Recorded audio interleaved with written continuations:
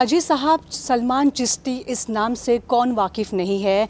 अजमेर शरीफ के चिश्ती फाउंडेशन के अध्यक्ष हैं हाजी साहब और हमेशा से ही कश्मीर को लेकर उन्होंने अपनी आवाज़ बुलंद की हुई है। कश्मीर को भारत का अभिन्न अंग वो मानते हैं और हमेशा से ही अहिंसा के साथ वो रहे हुए हैं। बहुत बहुत स्वागत है सर आपका। मैं जानना चाहूँगी कि आपसी भाईचारा और हिंदू मुस्लिम जो हमेशा कहते हैं कि आपस में समान रहे, साथ रहे, कैसे संभव हो पाएगा? इन दिनों हिंसा बहुत ज़्यादा देखी जा रही है। आदाब, सलाम और नमस्ते आप सबको। बहुत बहुत दुआओं के साथ बारगाह अजमेर शरीफ ख्वाजा गरीब नवाज़ का जो पैगाम है कि मोहब्बत सबसे और नफ़रत किसी से नहीं, love towards all and malice towards none. और ये जब संभव होने और नहीं होने की तो बात होती नहीं, क्योंकि हज़ारों साल से हम देख रहे हैं कि हमारे भारत देश की जो तहज़ीब है, जो तरबियत है कि अनेकता में जो एकता है, unity in diversity, which has been one of the most important aspect of the foundational values. तो जो बुनियादी हमारी जो है कि सबसे प्यार मोहब्बत से रहना, ये संभव था, संभव है और संभव हो सकता है आगे अगर हम बात करते हैं और साथ में एक सेवा भाव के साथ। जिस तरह आप अजमेर दरगाह की जब बात करते हैं कि वहाँ पे हर धर्म के लोग वहाँ पे आते हैं और वहाँ पे एक अपनापन पाते हैं, क्योंकि किसी एक स्पेसिफिक फेथ या अंडरस्टैंडिंग के साथ वहाँ पे नहीं आते। वो आते हैं जब हमारा बुलावा है बारगाह गरीब नवाज़ में, तो वो हमारी जगह है। इसीलिए जब हम बात करते हैं लंगर की, जो दरबार के अंदर दिया जाता है वो प्योर वेजिटेरियन लंगर है, उसमें अनियन और गार्लिक भी हम यूज़ नहीं करते। 800 साल की तहज़ीब यही है, ताकि उसमें जितने भी लोग वहाँ पे आएँ वो लंगर खा भी सके और खिला भी सकें। चाहे हमारी जैन कम्युनिटी के भाई बहन क्यों ना हो, वो वहाँ पे आके उस लंगर में हिस्सा भी ले सकें।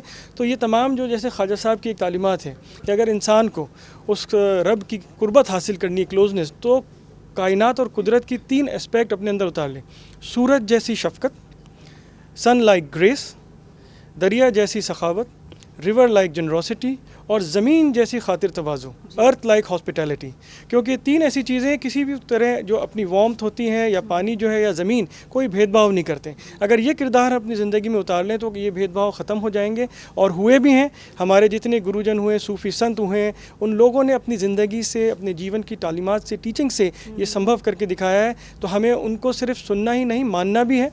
जिनको जो हमारे आदर्श हैं, जो गुरुजन हैं, उन सबको मानते तो हैं, लेकिन उनकी बताए हुए शिक्षाओं पर क्या हम प्रैक्टिकली चल रहे हैं? अगर हम उस पर चलेंगे तो ये चीज़ें संभव होंगी इंशाअल्लाह। ये दुआ है। लगातार सर आतंकी हमले हो रहे हैं और इस हिंसा को वे जिहाद ये नाम देते हैं, लेकिन जब देखा जाए तो इस्लाम धर्म में वज़ू के समय ज़्यादा पानी का इस्तेमाल करना भी गलत माना जाता है। फिर जब ये खून की नदियाँ बहती है, ये कहाँ तक उचित है? देखें, सबसे पहले तो जो जिहाद लफ्ज़ है उसका जो माना है वो एक गलत इस्तेमाल किया जा रहा है पूरी दुनिया में, which is one of the most misunderstood word. जद्दोजहद, अगर कोई मज़दूर अपने काम करने जा रहा है तो वो भी कहे भाई आज दिन भर जो जद्दोजहद करी, तो ये हमारी एक वोकेबलरी का हिस्सा है। Struggle, striving towards peace. तो इसके लिए आप देखें किस तरीके से जो आपने बात कही कि बहता हुआ दरिया भी क्यों ना हो, अगर आप वज़ू बना रहे हैं तो डोंट वेस्ट वाटर। क्लाइमेट के बारे में बताया गया, पैगम्बर मोहम्मद साहब सल्लल्लाहु अलैहि वसल्लम, ये उनका महीना है, रबीउल अव्वल का महीना चल रहा है, ईद मिलादुन्नबी हुई। हमारे तमाम जितने चाहे प्रधानमंत्री जी हैं उन्होंने भी ट्वीट करा उसके बारे में। तो हम उनको तो मान रहे हैं, लेकिन उनकी टीचिंग्स को अगर आम जन तक पहुंचाएंगे, प्रैक्टिकली उस पर चलेंगे, तो मेरे ख्याल से ये तमाम जो मिस कम्युनिकेशन और गैप जो होता जा रहा है, जो दूरियां बढ़ती जा रही हैं, दूर होंगी इंशाअल्लाह। कोशिश भी यही रहती है कि आम जन तक ये पैगाम पहुंचाएं, और लोकमत का जो एक ये इनिशिएटिव है इंटर रिलीजियस डायलॉग और फेसिंग द ग्लोबल चैलेंजेस, मेरे ख्याल से इट्स वेरी इंपॉर्टेंट कि मीडिया ग्रुप्स जो हैं, और मैं मुबारकबाद देना चाहता हूँ विजय दारदा साहब को, लोकमत ग्रुप को, कि उनके विजन के तहत उन्होंने मीडिया हाउस होते हुए इस तरह का प्रोग्राम करा कि तमाम धर्म के जो बड़े गुरु हैं, जो टीचर्स हैं, वो यहाँ पे आके अपना पैगाम लोगों तक दें।